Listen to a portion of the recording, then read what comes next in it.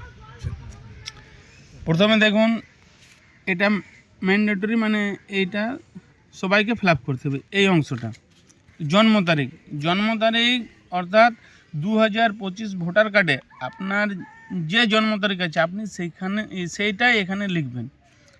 এবার আধার নাম্বার সকলের আছে, লিখে দেবেন। আর যদি কারো না থাকে সেটা আলাদা ব্যাপার, লিখবেন না। মোবাইল নাম্বারের ক্ষেত্রে কিন্তু এই দুয়ারে যে সিমগুলো বিক্রি করছে সেই ধরনের কিছু দেবেন না। আপনার কাছে যেটা পার্মানেন্টলি থাকবে সেটাই দেবেন, কারণ ওটাতে অনেক মেসেজ আসবে, আপনার নোটিফিকেশান আসবে, সেইভাবে দেবেন যাতে আপনি সেগুলি দেখতে পারেন। এবার এই জায়গাটা কিন্তু অনেক কনফিউশন তৈরি হয়েছে। পিতার অভিভাবকের নাম দেখুন, এই জায়গায় মেয়েদের ক্ষেত্রে অনেকে স্বামীর নাম লিখে দিচ্ছে। না, এটা স্বামীর নাম লিখবেন না, এখানে পিতা অভিভাবক।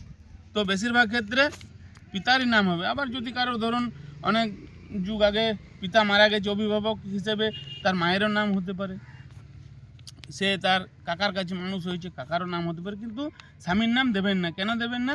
এই যে নিচে আবার স্বামী বা স্ত্রীর নাম, স্ত্রী বা স্বামীর নাম এগুলো দেওয়া আছে, সেইভাবে লিখবেন। ঠিক আছে? এই যে পিতার বা অভিভাবকের নাম, পিতার নাম লিখবেন।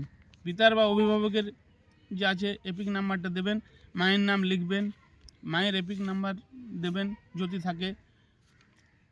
স্বামী স্ত্রীর নাম যদি থাকে, এবারে স্বামী স্ত্রীর নাম, এই যে ধরুন এখানে যদি স্বামী হয় তো এখানে তার স্ত্রীর নাম লিখতে হবে, আবার এখানে যদি স্ত্রী হয় তো এখানে স্বামীর নাম লিখতে হবে।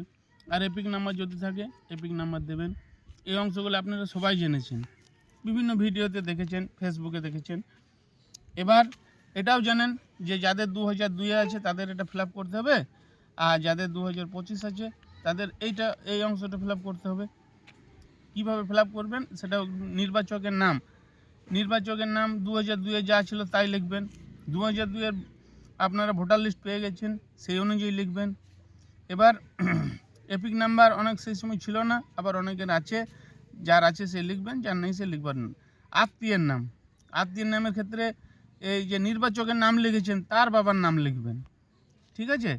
সম্পর্ক, নির্বাচকের সাথে এই যে আত্মীয়ের কী সম্পর্ক সেটা লিখবেন। জেলা যা আছে, রাজ্য যা আছে, বিধানসভা আছে, এগুলো তো সব জানেন। তখন আমাদের জামুরিয়ার বিধানসভার নাম ছিল 262, অংশ নাম্বার ছিল আমাদের বুথের 142, আর ক্রমিক সংখ্যা মানে ওই যে সিরিয়াল নাম্বারটা আছে ভোটার লিস্টে, সেইটা লিখবেন। এবার চলে আসছে এই অংশটাতে যাদের 2002-এ ভোটার লিস্টে নেই তাদের আপনারা জানেন এই অংশটা ফিল আপ করতে হবে। এবার আত্মীয়ের বিবরণ, যার নাম পূর্ববর্তী কলামে সর্বশেষ এসআইআরে ছিল বা আছে। ঠিক আছে? এবারে নাম লিখলেন, ধরুন আপনার বাবার লিখলেন, বাবার নাম লিখলেন। কারো বাবার নাম নেই, অনেক ক্ষেত্রে আমরা দেখছি বিভিন্ন জায়গাতে তার কাকার নাম আছে, তাহলে তার কাকার নাম লিখলেন। কাকা যদি এপিক নাম্বার থাকে বা বাবার যদি এপিক নাম্বার থাকে তো তাই লিখলেন, কিংবা মায়ের যদি এপিক নাম্বার থাকে, এখানে যার নাম লিখবেন তার এপিক নাম্বার দেবেন। এবারে আত্মীয়ের নাম, সম্পর্ক, আত্মীয়ের ক্ষেত্রে এখানে দেখুন এই জিনিসটা, আত্মীয়ের নাম এখানে যার নাম লিখছেন তার বাবার নাম লিখবেন। ঠিক আছে? এই জিনিসটা মাথায় রাখবেন। এই নাম এখানে লিখলেন নাম, এবারে তার আত্মীয়ের নামের ক্ষেত্রে তার বাবার নামটা লিখবেন। বাবা যদি মারা যায় বাবার তো একটা নাম থাকবে নিশ্চয়ই, ব্র্যাকেটে যদি ছোট্ট করে বাবা লিখে দিন। ঠিক আছে? যারা ইংরেজিতে ফিল আপ করবেন তারা ফাদার লিখবেন। এবার সম্পর্ক, এই জায়গাটা কিন্তু ভালো করে লক্ষ্য করবেন। এইখানে যা ছবি চিটাবেন আর এইখানে যা নাম লিখবেন তাদের দুজনের কি সম্পর্ক সেই সম্পর্কটা এখানে লিখবেন। এই জায়গাটা কিন্তু আরেকবার ভালো করে বুঝে নিন। এইখানে যা ছবি চেটাবেন অর্থাৎ যার জন্য আপনি ফর্ম ফিল আপ করছেন, ঠিক আছে, আর 2002-এ যা ডিটেলস দিচ্ছেন তার প্রথমেই নামটা দিচ্ছেন, তো এই নামের সাথে এই ছবির কি সম্পর্ক সেই সম্পর্কটা এখানে লিখবেন। বাস এইটুকুই গল্প। তারপর যা আছে 2002-এর জেলার নাম ছিল আমাদের যেমন বর্ধমান লিখব।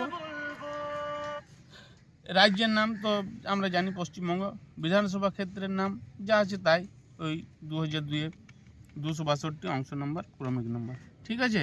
এখানে এবারে আপনারা সই করবেন, আর এখানে বিএলওকে সই করবেন, এক কপিতে নিচে করে এক কপি বিএলও সই করে আপনাকে রিসিভ করে ফেরত দেবে। বাস আপনার দায়িত্ব শেষ।